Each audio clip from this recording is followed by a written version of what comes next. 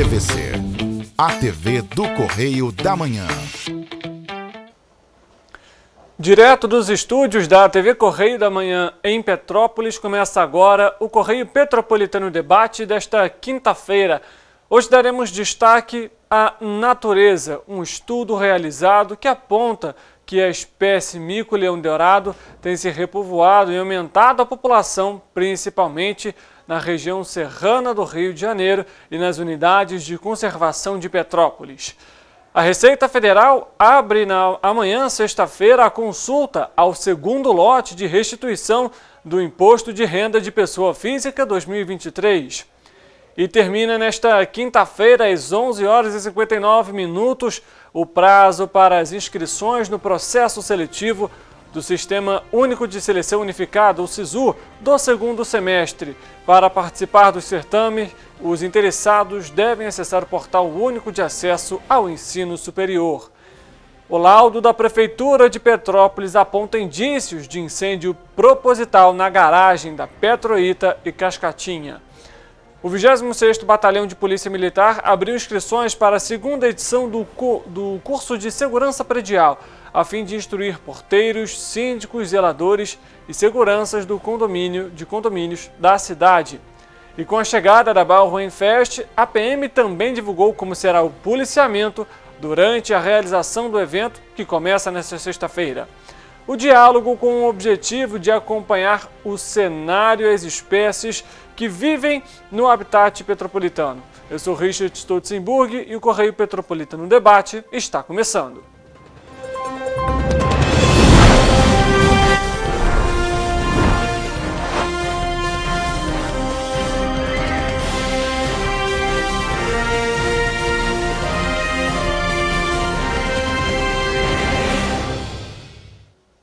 Olá, uma ótima tarde para você que nos acompanha. Seja muito bem-vindo ao Correio Petropolitano Debate. Mais uma edição começando. Hoje, quinta-feira, você é nosso convidado especial para curtir, comentar, compartilhar, interagir. E você faz parte aqui do nosso programa. Mande a sua mensagem pelas nossas redes sociais, TVC Correio da Manhã, Facebook e YouTube, onde a nossa programação é transmitida ao vivo, e também em nosso site tvc16.com. Você morador de Pati del Ferres, Três Rios, Teresópolis, Paraíba do Sul e Nova Friburgo, também é muito importante a sua participação. Mande seu recado e também a sua denúncia. Você faz parte também aqui do Correio Petropolitano Debate. A gente começa a edição de hoje com o nosso noticiário. E a gente fala sobre o sorteio da Mega Sena, porque o concurso 2603 foi realizado na noite da última quarta-feira, no Espaço da Sorte em São Paulo, e não houve ganhadores. O prêmio acumulou e para o próximo sorteio, o concurso que deve ser realizado no sábado é estimado então em R$8 milhões. O prêmio era de 3. As dezenas que foram sorteadas foram as seguintes: 3, 7, 13, 29, 52 e 56. A Quina registrou 62 apostas vencedoras e cada uma vai receber um prêmio de R$ 31.200. Já a quadra teve 4.432 ganhadores, cabendo cada uma receber aí pouco mais de R$ 620. As apostas para o concurso podem ser feitas até as 7 horas da noite, pelo horário de Brasília, no dia do sorteio, em casas lotéricas credenciadas pela Caixa em todo o país ou também pela internet. A aposta simples, com 6 dezenas marcadas, custa R$ 5,00. Falando sobre a Caixa Econômica Federal, ela realiza nessa quinta-feira o pagamento para os beneficiários com o número de inscrição social UNIS de final 4 do programa Bolsa Família.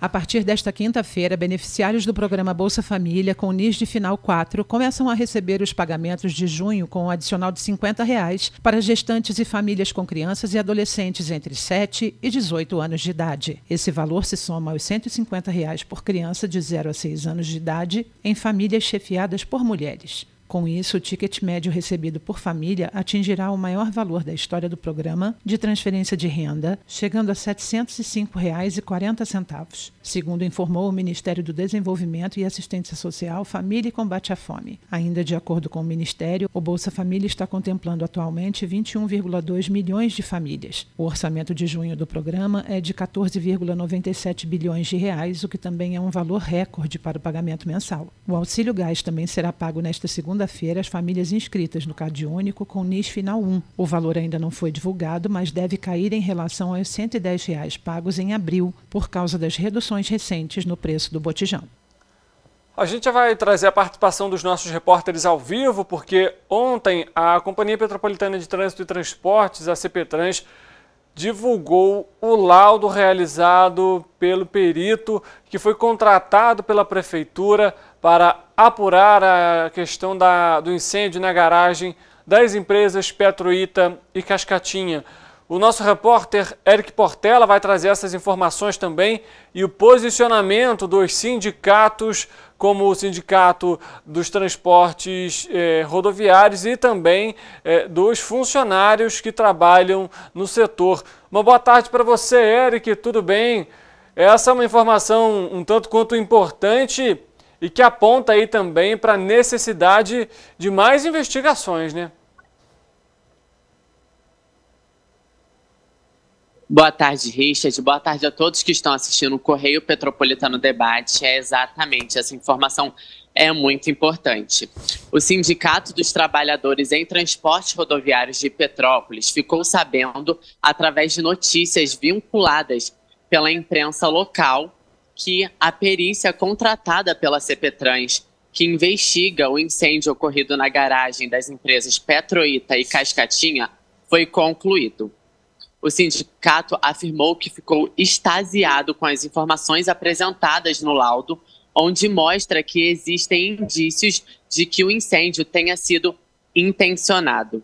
É importante lembrar, Richard, que o Sindicato dos Trabalhadores em Transportes Rodoviários de Petrópolis é a instituição principal que defende o direito dos trabalhadores rodoviários. E, Richard, até ontem, dia 21, às 18 horas, o sindicato não havia recebido o laudo oficial da perícia. Então, assim, complicado, né? A superintendente do CETRANSPetro, Carla Rivetti, destaca a importância de encontrar esses criminosos que destruíram por completo 78 ônibus. Ela também relembra, Richard, que esses ônibus não havia seguro, como circulou aí pela população, e que o prejuízo milionário chega a mais de 11 milhões de reais para a empresa Petroita e mais de 4 milhões de reais para a empresa Cascatinha. Volto com você, Richard. Obrigado pelas suas informações, Eric. Vamos realmente continuar acompanhando esse caso aqui em Petrópolis. Para você que está nos acompanhando aqui no Correio Petropolitano Debate, são diversos pontos, né? O perito da Prefeitura informa que o incêndio ele teria sido intencional, ou seja, provocado por alguém, não foi espontâneo, teria sido intencional. Só para a gente fazer uma breve correção aqui, foi o Sindicato dos Trabalhadores em Transportes Rodoviários, o Sindrodoviários, que não recebeu esse laudo oficialmente da Prefeitura. Ficou sabendo a respeito do comunicado desse laudo pela imprensa, só para a gente não trazer a informação errada aqui. Além disso, a gente ressalta aqui, né, a nossa equipe entrou em contato também com a Polícia Civil, que também investiga o caso. A Polícia Civil informou que recebeu o laudo e que continua fazendo as investigações a respeito do incêndio na garagem da Petroita e Cascatinha. Mas, como o Eric trouxe aqui também, o posicionamento do CETRANSPetro, que é o Sindicato das Empresas de Transporte, transporte público, né? Os ônibus não ter um seguro é algo até estranho, na verdade, né? Porque quando se trata de um bem como esse, que a gente sabe que apesar de ser antigo, às vezes está caindo aos pedaços, né? Às vezes não, na maioria das vezes, né? E e por já ter passado alguns até do limite de operação em Petrópolis, cada veículo desse pelo menos custa R$200 mil. Então, como assim uma empresa de grande porte que não roda só em Petrópolis, tem outras filiais também, como por exemplo a própria Master, que roda na Baixada Fluminense, não tem um seguro a respeito desses ônibus? Enfim, seria realmente colocar aí contra a própria empresa esse risco milionário como aconteceu. Agora, basta saber também, é importante a gente ressaltar, quando vai sair esse relatório, digamos assim, da Polícia Civil, que vai apontar aí também a perícia que foi realizada pelos agentes na garagem da Petroeita e Cascatinha. Não só a imprensa, mas todo o povo petropolitano ansioso aguarda por esse laudo. Mudando de assunto, o Dia Nacional do Diabetes é marcado no calendário brasileiro no dia 26 de junho. Essa importante data foi estabelecida em uma colaboração entre o Ministério da Saúde e a Organização Mundial da Saúde, a OMS, com o intuito de conscientizar a população sobre os cuidados necessários quanto à doença, que afeta cerca de 537 milhões de pessoas em todo o mundo.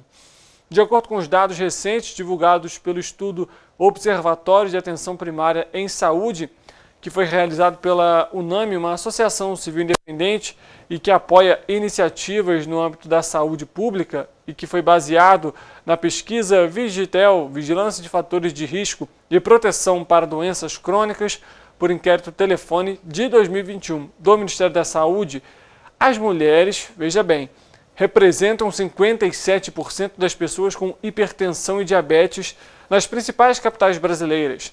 Além disso, um dado preocupante revela que houve um aumento de 54% nos casos de diabetes no público feminino ao longo dos últimos 15 anos. Os fatores de risco para a diabetes incluem obesidade, sedentarismo, maus hábitos alimentares e, frequentemente, a associação com outras comorbidades, como a hipertensão arterial. Além disso, é conhecido que as mulheres fumantes têm maior incidência de diabetes mellitus tipo 2. O tratamento da diabetes é baseado em uma alimentação saudável, com uma dieta elaborada por uma nutricionista especializada no atendimento a pessoas diabéticas, que saiba equilibrar os nutrientes e garantir um controle metabólico eficaz da doença. É recomendado realizar várias refeições ao longo do dia, o que é benefício para o controle da glicemia. Então, você que está nos acompanhando, mulher, fique atenta, procure um médico, faça sempre um acompanhamento, é sempre muito importante cuidar da saúde e mantê-la em dia. Mudando de assunto, a partir das 10 horas desta sexta-feira, o segundo lote da restituição do Imposto de Renda à Pessoa Física 2023 estará disponível para consulta. Esse lote contempla também restituições residuais de exercícios anteriores. O crédito bancário para 5.138.476 contribuintes será realizado no dia 30 de junho, no valor total de R$ 7,5 bilhões.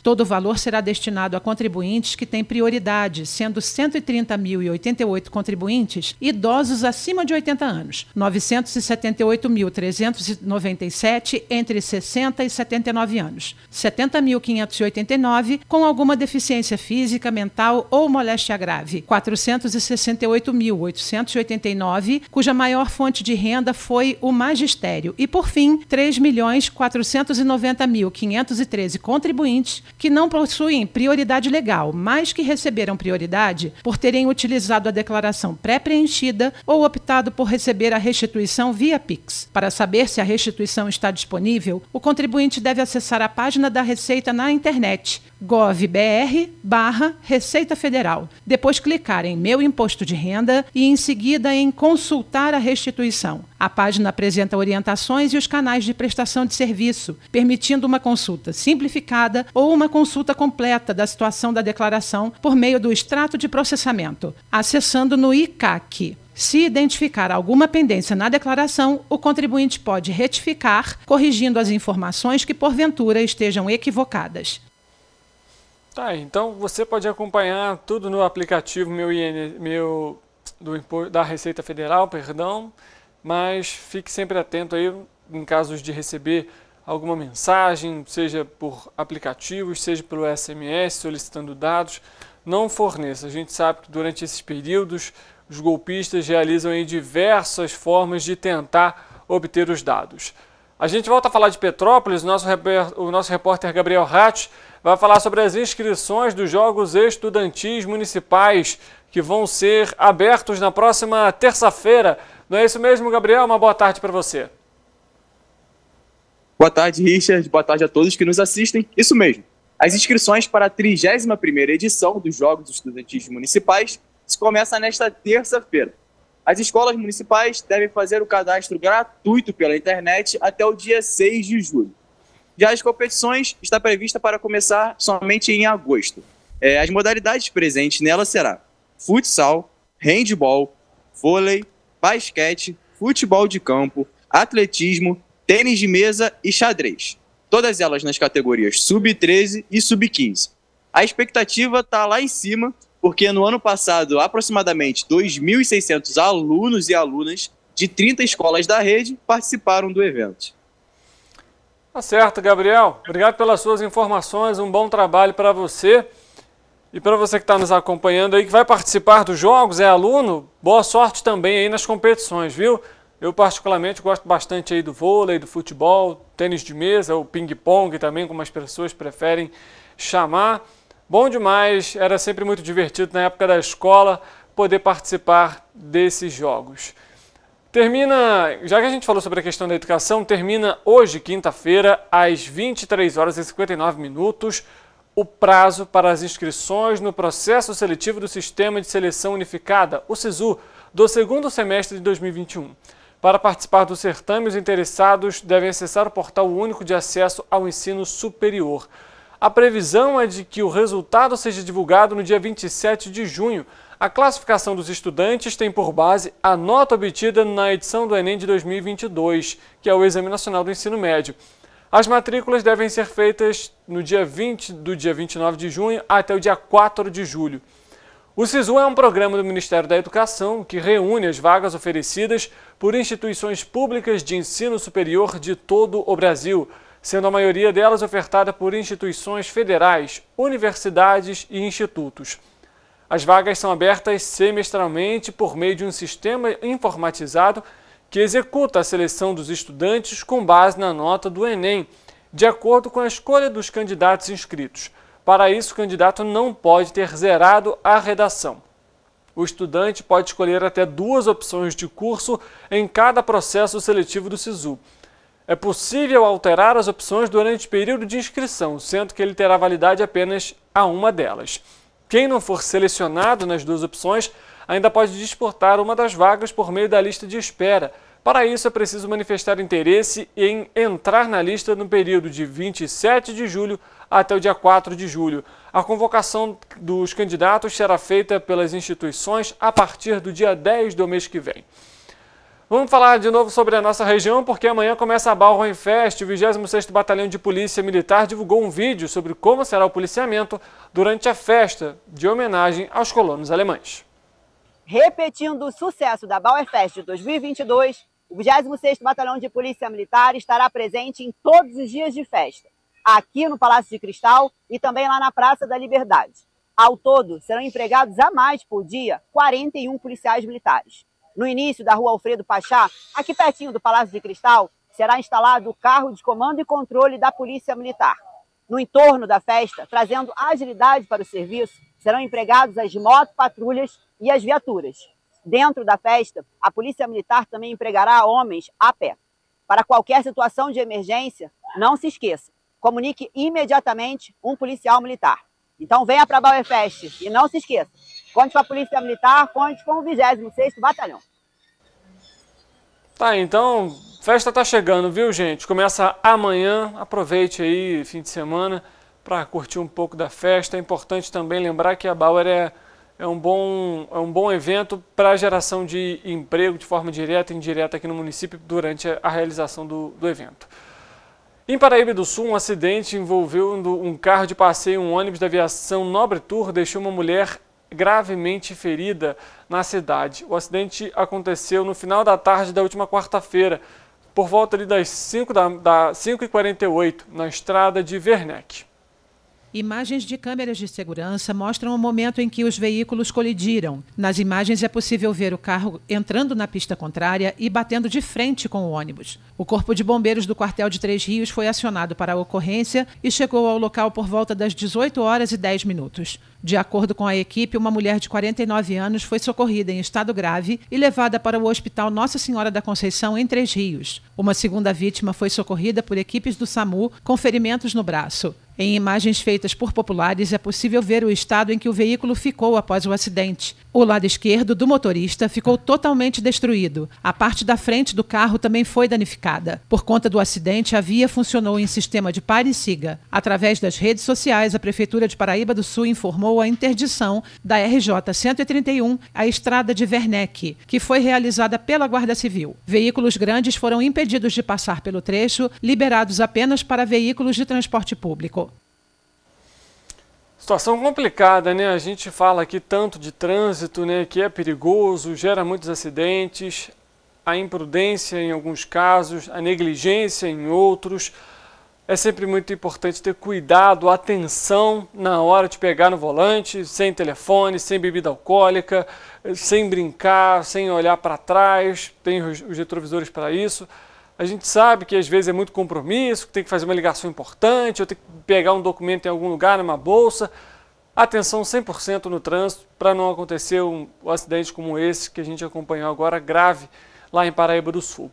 A gente vai fazer um rápido intervalo. Na volta do Correio Petropolitano Debate, você vai acompanhar uma entrevista que fizemos para falar sobre um estudo que apontou que a população de mico-leão-dourado, espécie em extinção, em risco de extinção, tem aumentado aqui nas áreas de preservação de Petrópolis. Nós conversamos com um veterinário médico que faz parte desse estudo, que foi iniciado em 2019, e após o intervalo você vai acompanhar essa nossa entrevista.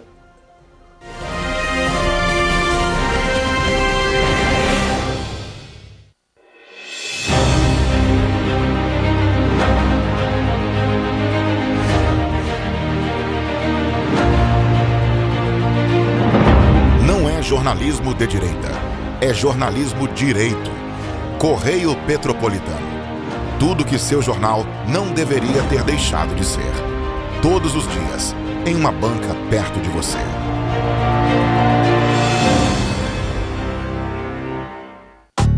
Rio de Janeiro, atração o ano inteiro. Tem descanso, tem folia. Noite e dia, alegria. Sol e praia, diversão. No prato ou copo, a festa, o bar, museu ou bloco.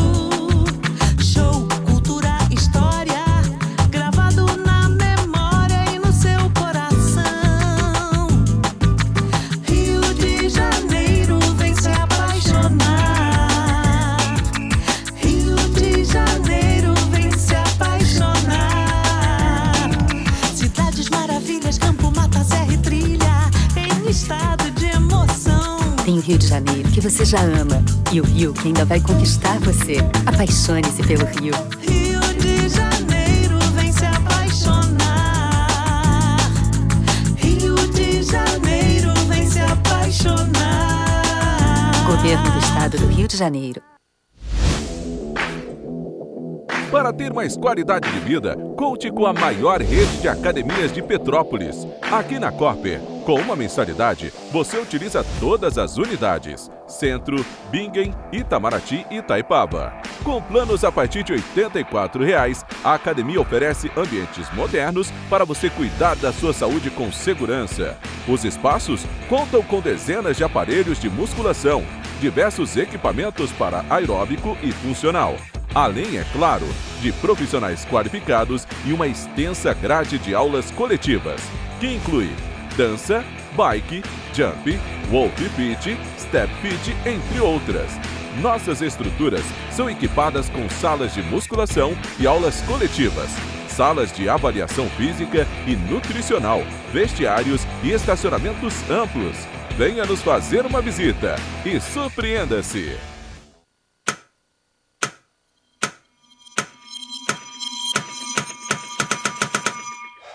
Cara, o que a gente tá fazendo, hein? Vamos falar um segundo sobre a gente? Sim, sobre violência contra a mulher. mas mais sobre a gente. Pensa nas mulheres que você conhece, nas mulheres próximas de você. Colegas de trabalho, vizinhas, amigas, as mulheres da tua família. Agora imagina que a cada 8 minutos, uma delas é estuprada. Duro de engolir, né? Mas é o que está acontecendo no Brasil. Aqui, 7 em cada 10 mulheres já sofreram violência ou assédio no trabalho. E absolutamente todas as mulheres, inclusive as que você pensou, vão sofrer algum tipo de abuso pelo menos uma vez durante a vida. Pesado, né? Mas e aí? O que a gente tá fazendo? Vamos falar sobre a gente. Sobre o jeito que a gente trata as mulheres. Passa a vara, senta a rola, pega de jeito. Comer, meter, fuder. Aê, garanhão. Pegador, comedor. Ensinam pra gente que a mulher é uma coisa a ser conquistada, um prêmio, e que você não deve aceitar um não como resposta. Ela não te dá bola, é porque tá se fazendo de difícil. É só pagar um drink que ela tá na tua, irmão. Manda ver, ela tá pedindo. Só um beijo, um beijinho, pô. Não tem mulher que não dá, só tem homem que não sabe pegar. Vai lá, pega ela, mostra que é macho. É assustador quando a gente ouve isso fora de contexto, né? Agora imagina o quanto é assustador para elas. Quantas vezes você já ouviu alguém falar assim? Seja na escola, seja no trabalho, seja na balada, até na sua própria casa. Tá errado. Então, vamos falar sobre a gente? Porque a gente pode mudar essa realidade. Não tem que ser desse jeito. A violência contra a mulher não é um problema da mulher. É um problema nosso. É problema meu. É problema meu. É um problema meu. Meu. Meu. Meu. Meu. Meu. Meu. Meu. Meu. Meu. Meu. É um problema meu. A responsabilidade é nossa.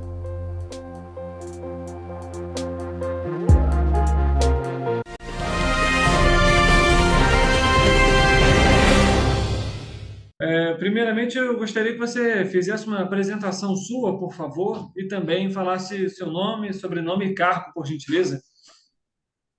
Então, meu nome é Eduardo Rubião, sou médico veterinário, há 30 anos trabalho com meio ambiente, projetos socioambientais. Atualmente, eu estou presidente da organização não governamental Associação Pantárpia.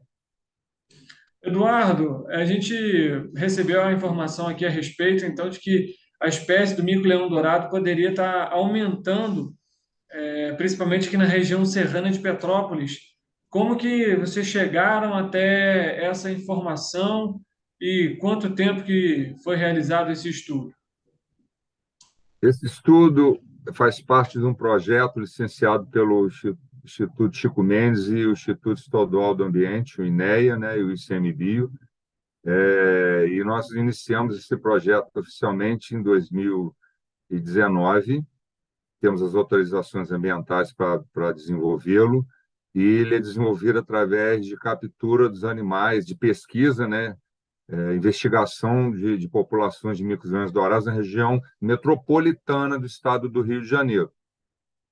Na região metropolitana do estado do Rio de Janeiro, nós temos alguns municípios, onde eles estão bem concentrados, que são Nova Iguaçu, Magé, Duque de Caxias, Guapimirim, Cachoeira de Macacu, e também a Petrópolis, que, embora não seja da região metropolitana, é região serrana, mas na subida de Petrópolis, ali onde tem a concessão da Concer, ao longo da estrada, e outros locais também, que a gente não divulga os locais exatos, até para proteção dos indivíduos. Essa população de mico-leões-dourados são pequenas populações, a gente fala são pequenas populações que desde 2006 têm sido registradas através de uma ou outra pesquisa, mas é essa pesquisa oficial que está sendo feita agora. Então, tem aumentado indivíduos e grupos de indivíduos. Uma média de indivíduos por grupo é uma média de 6 animais. Então, tem aumentado essas populações através de seus grupos de indivíduos. Eu falo grupo de indivíduo porque um grupo de indivíduo tem territórios. Então, eles estabelecem um território, um macho e uma fêmea dominante, que a gente fala macho e fêmea alfa, e ali ele fica naquele território e não deixa outros animais chegarem, né? Porque senão tem briga e tal, competição alimentar. Então, tem aumentado nesse sentido, e Petrópolis acaba, embora não esteja na região metropolitana, ela está inserida nesse maciço, grande maciço, que veio desde Nova Iguaçu até a Cachoeira de Macacu, que é da Serra do Mar, ao qual tem 13 unidades de conservação. E nessas unidades de conservação, Petrópolis está inserida, algumas, como a APA de Petrópolis e o Refúgio de Vida Silvestre Serra da Estrela, tá ok? Respondi a sua pergunta, já que está gravando, você vai olhar e vai tirar as informações, né? Além disso, Eduardo, qual é o impacto que isso traz justamente para que a espécie não seja extinta? A gente sabe que, quando a gente fala de mico-leão-dourado, me recordo até mesmo na escola de falar sobre a espécie, né, dessa questão de ser um animal em risco de extinção.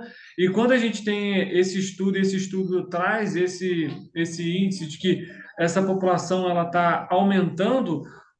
Como que isso é importante, por exemplo, para vocês, pesquisadores que são voltados para a área? A história do mico-leão-dourado veio desde o final da década de 60, em 1900.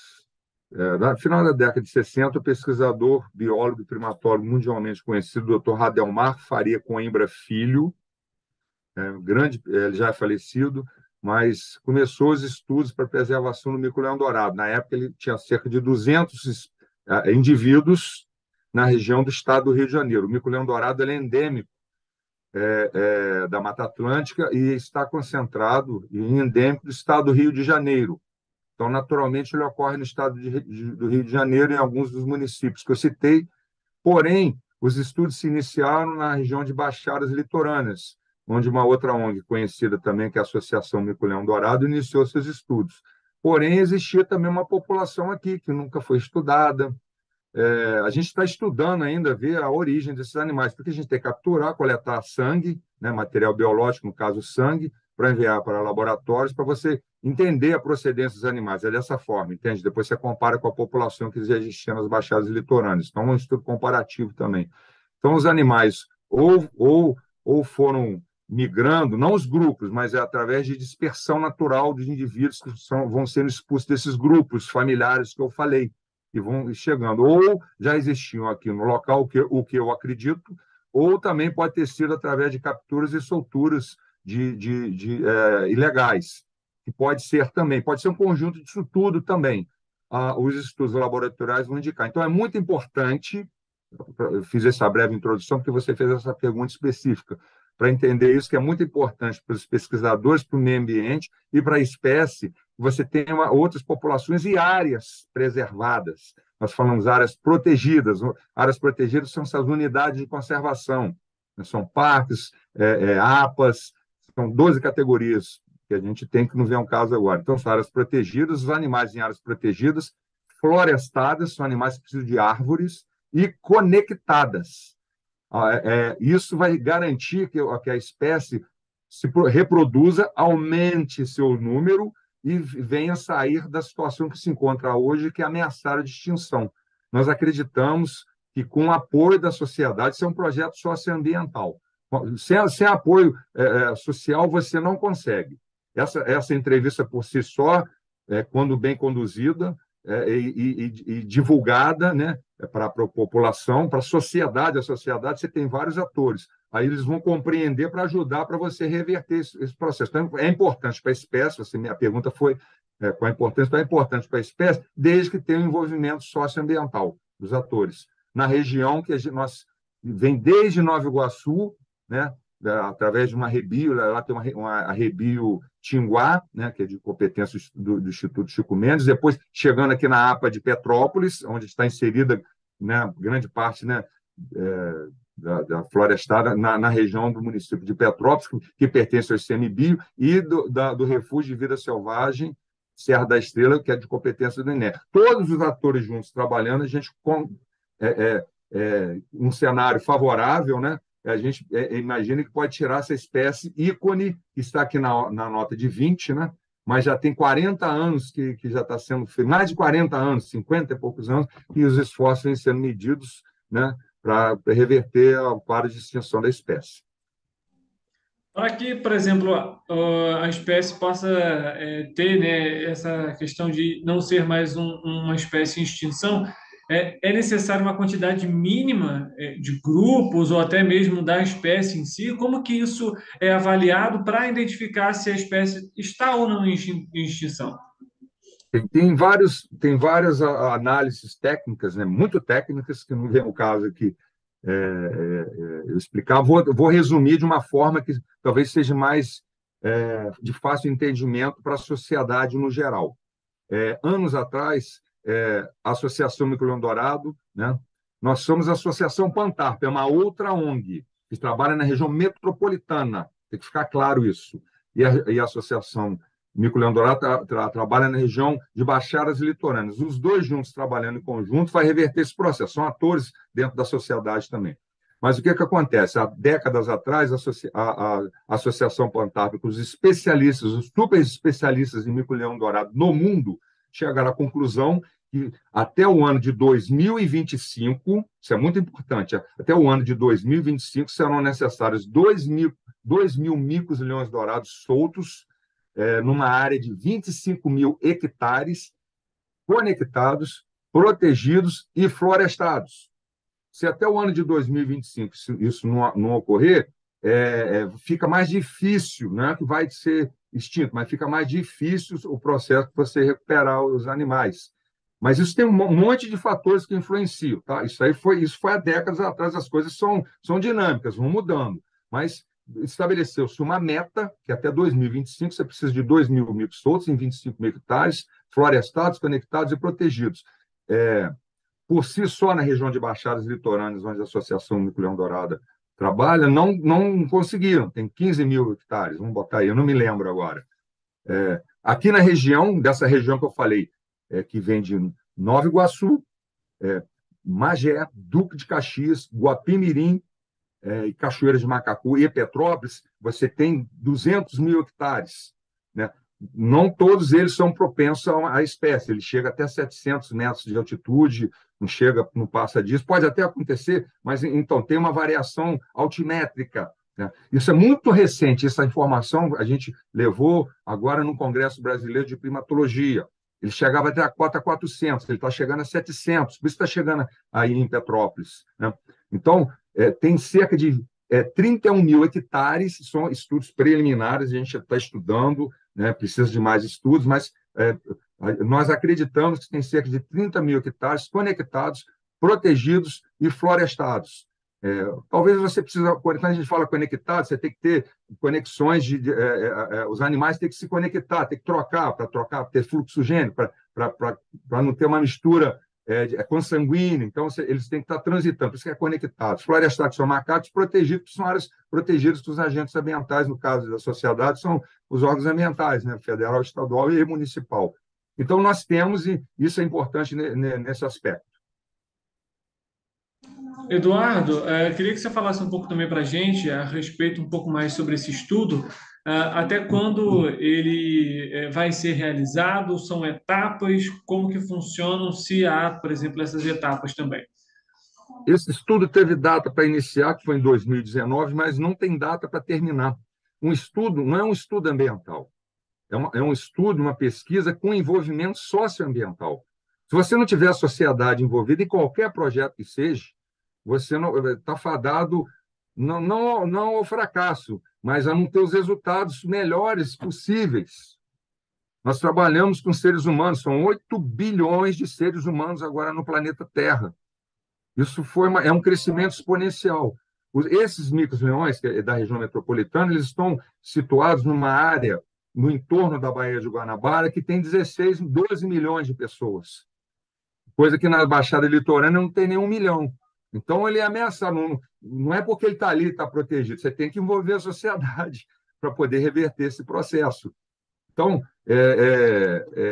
esses animais, eles têm tudo para dar certo, teve data para começar, mas não teve data para terminar. Uma coisa muito importante, que tem que ficar muito claro e bem divulgado para toda a sociedade, é que esses animais são guarda-chuva, são espécies bandeiras. Você protegendo um animal, uma espécie bandeira, poderia ser uma árvore também, um vegetal, mas no caso é o mico-leão dourado, que é uma espécie ícone, bonito, é um primata igual nós somos primatas também igual eles, só que a família é diferente. Então, eles são bonitos, são carismáticos, você protegendo eles, são espécies guarda-chuva, você protege eles, você protege todo o meio ambiente. Esse meio ambiente onde ele vive, nós temos mananciais de água, os nossos recursos hídricos, grandes guerras, grandes conflitos, já, assim, eu vou falar grandes, mas alguns conflitos e alguns que estão caminhando para ser grandes é por causa de recursos naturais, no caso, água. Se a gente não proteger os locais no entorno da Baía de Guanabara, onde tem quase 16 milhões de pessoas, eu vou botar 12 milhões, que eu não me lembro ao certo quanto que tem, vamos botar 12 milhões, acho que chega a 16 milhões no entorno da Baía de Guanabara, na região metropolitana. Tá?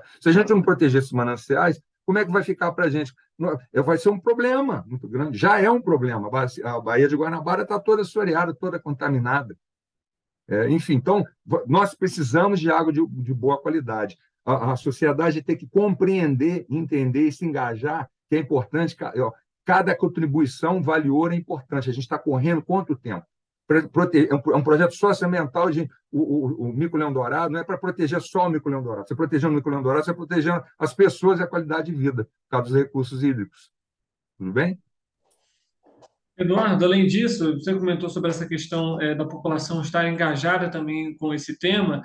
Eu vou aproveitar e fazer a seguinte pergunta. A gente está num período agora justamente de seca, em que tradicionalmente ocorrem queimadas florestais. Isso é um momento preocupante para vocês também, justamente até agora, nesse período que a gente mostra esse aumento dessa população, porque quando a gente fala de incêndio florestal, a gente acaba impactando e muito a fauna e a flora, né? Um dos grandes problemas de extinção de espécies mundiais, regionais e locais é a destruição do seu habitat. As queimadas, eu vou falar queimadas, vou falar incêndio. Incêndio é diferente de queimada. Incêndio é sem controle. Queimada, você pode fazer um controle dela, oficialmente, e seguindo a legislação. Você pode fazer queimadas controladas para controlar, para evitar que você tenha incêndios. Isso pode acontecer. Mas vamos lá. O incêndio, o fogo, ele destrói o ambiente. Então, você destruindo o ambiente, você destrói não só o mico-leão dourado, como outras espécies também. E você acaba prejudicando, já que a gente está no período de estiagem, a gente ainda vai entrar ainda no inverno, né? Nós estamos terminando o outono, né? Então, teoricamente, é uma estatística, né? E é histórico, vai diminuir a quantidade de água, vai aumentar o consumo de luz, né? De energia elétrica. Nossa matriz elétrica é energética, é elétrica, enfim. Elétrica, mas por água, diga, gente. Hidrelétricas, então.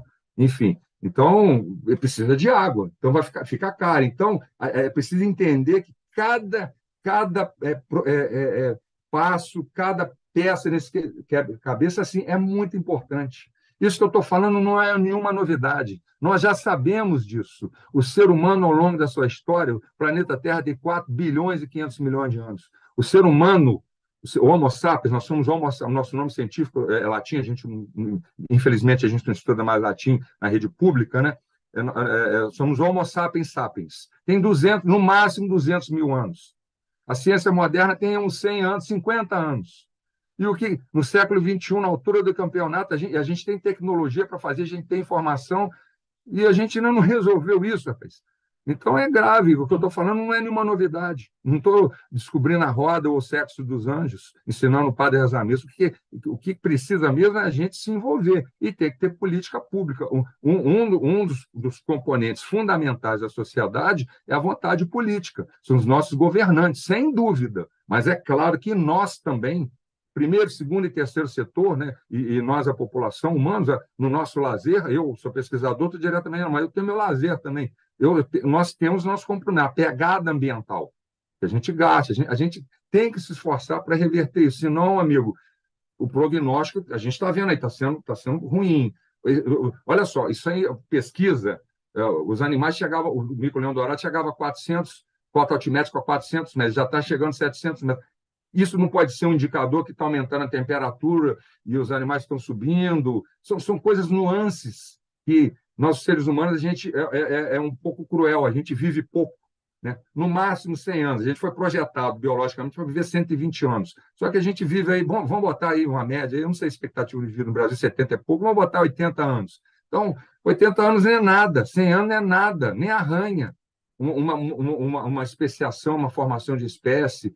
E muito pouco a gente sabe. Eu estou fazendo doutorado agora com isso, eu vou ter uma resposta específica, junto com uma equipe imensa que ajuda a gente nesse aspecto. Mas o que eu estou falando, para resumir, cada um tem que fazer a sua parte. E isso aí eu não estou inventando, todo mundo já sabe disso. Você vai no Museu da Vida, ali no centro do Rio, você vai estar lá, pegada ecológica, quando você gasta, coisa, mas a gente esquece disso, é muito difícil, né?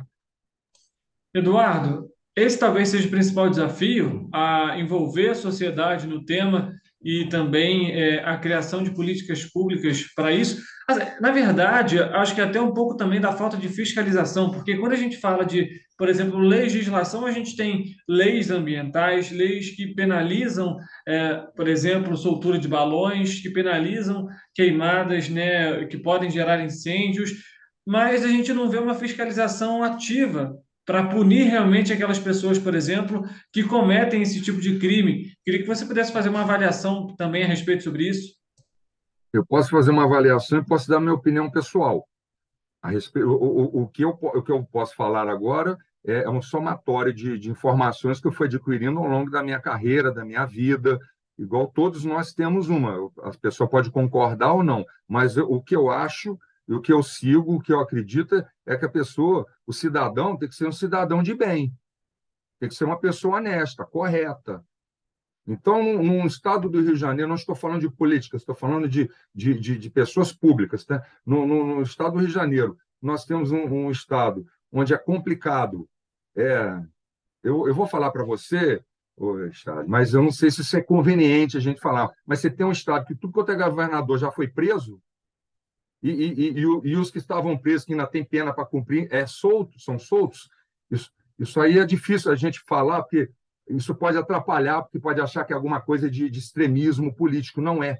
Então, o que eu quero dizer, que eu gostaria que você divulgasse de uma forma, ou pode ser aproveitado, porque, na minha opinião, o exemplo tem que vir de cima.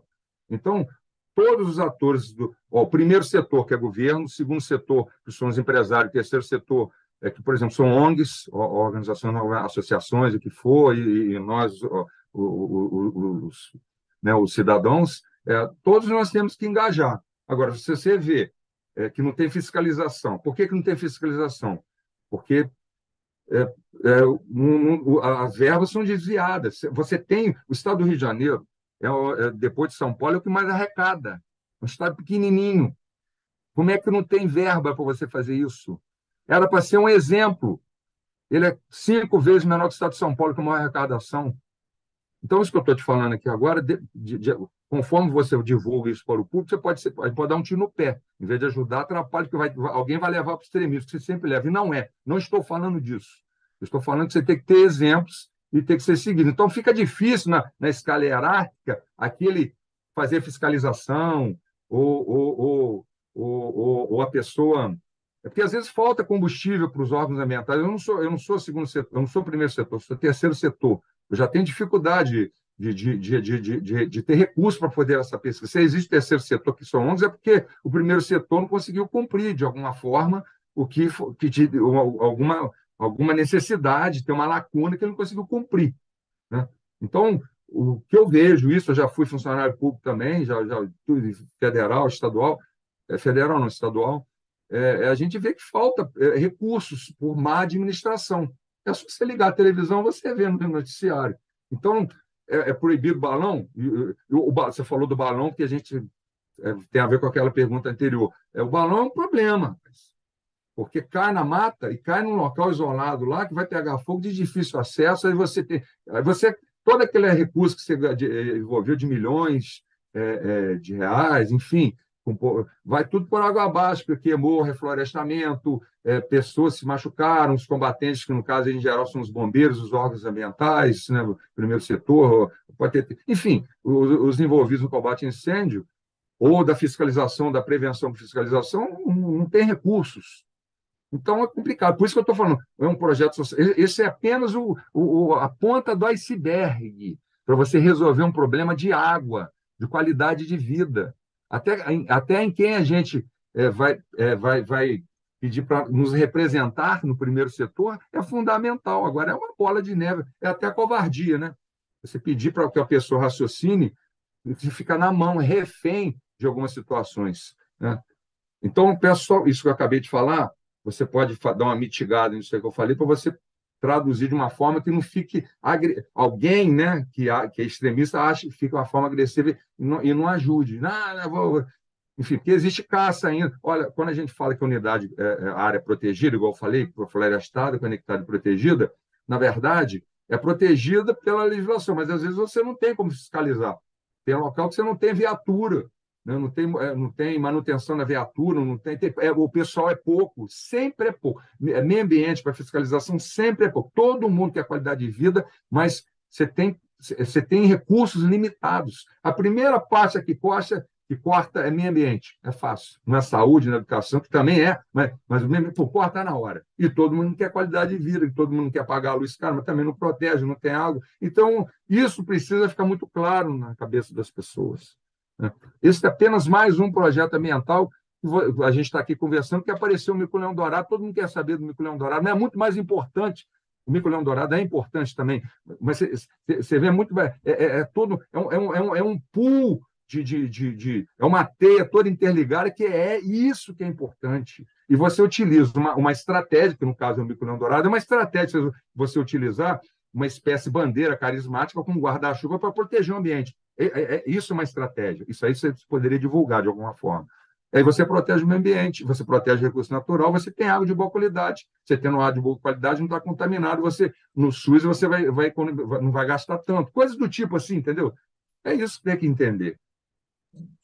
E, Eduardo, você comentou a respeito desse aumento, voltando um pouco também para esse estudo, você comentou a respeito sobre esse aumento da população do mico-leão dourado. Existe uma característica deles para o território, como você comentou sobre a mata, isso pode favorecer esse aumento aqui na nossa região? O clima também interfere? Olha só, vou falar bem, não muito técnico para compreender. Se a espécie tem cama, comida e roupa lavada, né, tem recursos suficientes no ambiente para eles proliferar que alimentação, recursos na alimentação, água, né, alimento, abrigo, né, ele vai reproduzir. Isso é uma lei universal para todas as espécies.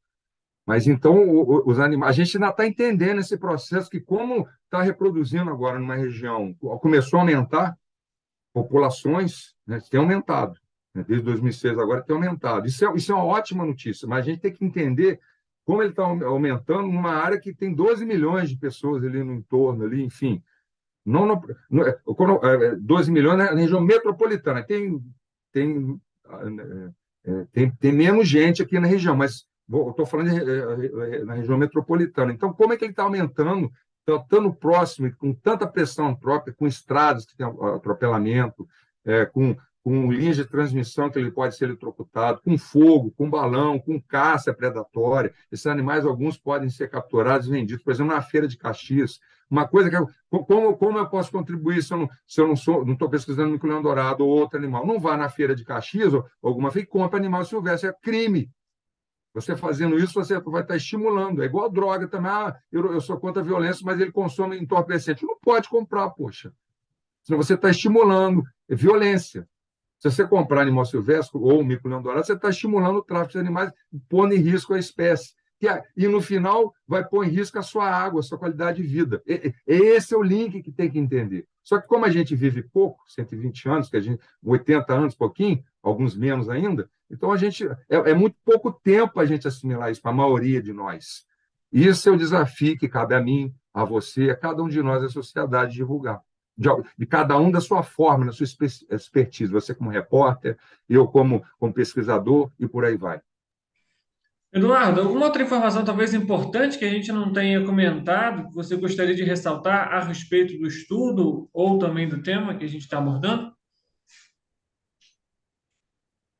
Olha, é uma oportunidade única. Nós temos mais uma oportunidade, a sociedade agora tem mais uma oportunidade de reverter essa situação que nós nos encontramos. Vários problemas ambientais estão diretamente relacionados, socioambientais estão diretamente relacionados com a qualidade de vida que nós temos. Eu já frisei isso, não vou repetir. Então, nós temos agora, no momento, uma boa oportunidade de toda a sociedade trabalhar em conjunto para você ter o mínimo de recurso possível. Por exemplo, fica parecendo que eu estou puxando sardinha para o interesse ao qual eu sou coordenador, né, desse projeto. Mas, na verdade, é isso. Se a gente tiver mais recursos para poder desenvolver o mínimo necessário, a gente praticamente não tem. Está começando agora. Quando a gente começou em 2019, é a pandemia. A gente ficou 2 anos assim, perdendo pessoal, enfim. Isso acontece com qualquer local, com todo mundo, mas eu posso parecer suspeito falando, mas é uma oportunidade que nós temos. Uma das formas é você ajudar de alguma forma. Você ajuda divulgando de uma forma correta. Um grande empresário, uma grande empresa pode ajudar acompanhando, eu faço questão, acompanhando de perto ali o que está acontecendo com os recursos que ela pode estar direcionando para o projeto. Eu faço questão que passe no Ministério Público, passe pela autoridade judicial, pelo próprio contador. Eu estou sendo muito direto agora, estou aproveitando a oportunidade que você está me dando para falar isso. Então, a gente precisa de recurso para que isso desenvolva.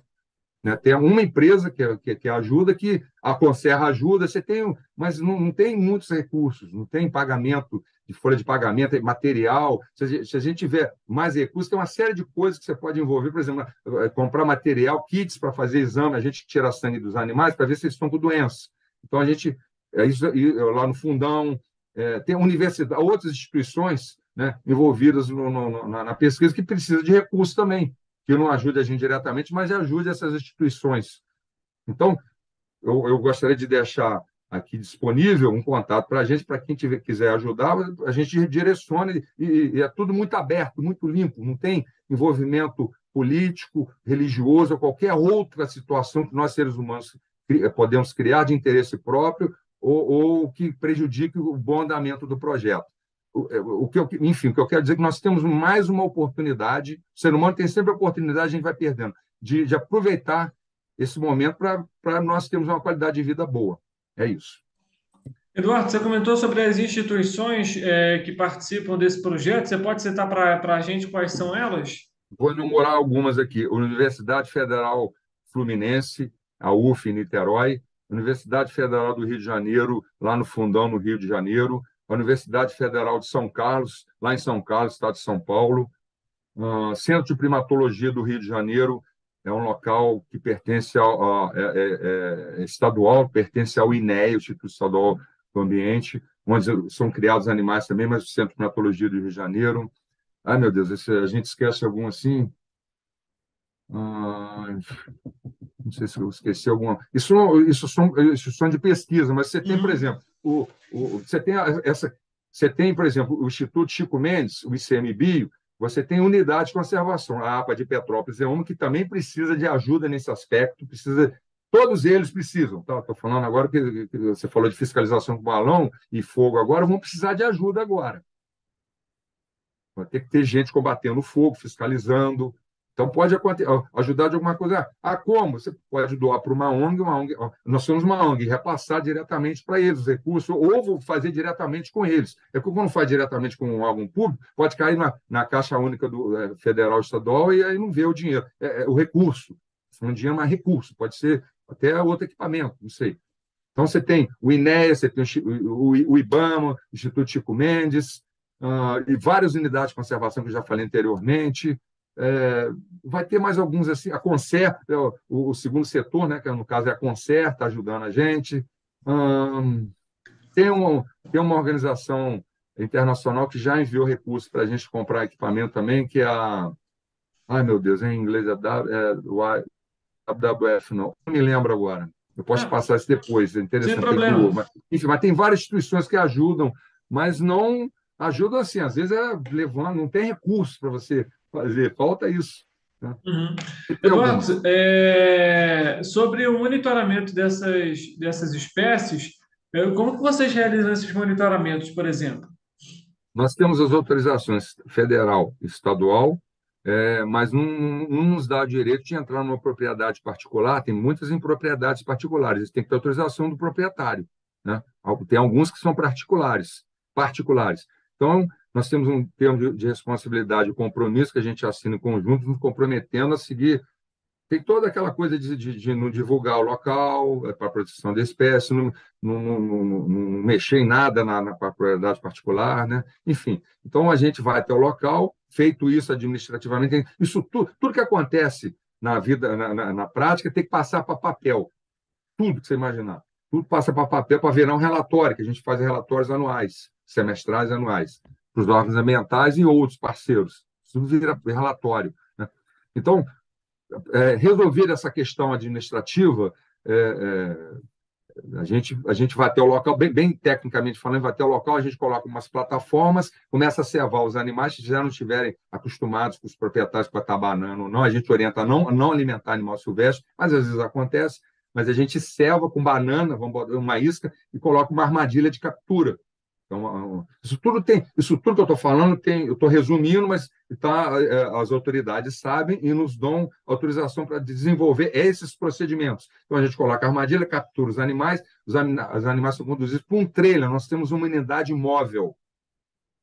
É um trailer clínico-cirúrgico, ao qual nós levamos animais. Ele por dentro, ele é de aço inox, tem temperatura controlada, ligado à eletricidade, e lá dentro a gente tem todo um procedimento dos animais. Eu sou veterinário, você tem veterinários, biólogos na equipe, eu cedo o animal, e aí você coleta material, trabalha, faz o manejo do animal, coleta material biológico, pelos, sangue, fezes, urina, tatua o animal, coloca um colarzinho de identificação, e é isso que a gente faz. Tem outros procedimentos, mas o importante é isso. Bota uma tatuagem e um colar de identificação com número, e aí o grupo de animais, 1 ou 2 ou 3 animais que seja, ele vai retornar da anestesia, a gente vai até o local, ele retornado, recuperado, a gente solta o animal no mesmo local que a gente capturou. A única diferença é que ele vai ter uma identificação para facilitar o monitoramento sem capturar o animal. É dessa forma, e tudo que a gente tirou de material biológico, a gente caminha para essas universidades, esses parceiros que a gente citou aqui anteriormente. Um resumo disso, é isso. Agora, por exemplo, para puxar o trailer, a gente precisa de uma caminhonete 4x4, fica dependendo do... Porque é lugar ruim, rapaz. A gente está acostumado com a asfalto, tem lugar que não dá, só na caminhonete, às vezes nem na caminhonete. Esse é o desafio. A gente precisa de uma caminhonete, nem que seja emprestada, que seja... A gente, às vezes, utiliza do órgão ambiental, mas, às vezes, está quebrado, capotou, está com defeito, tem combustível, então, complicado. É isso.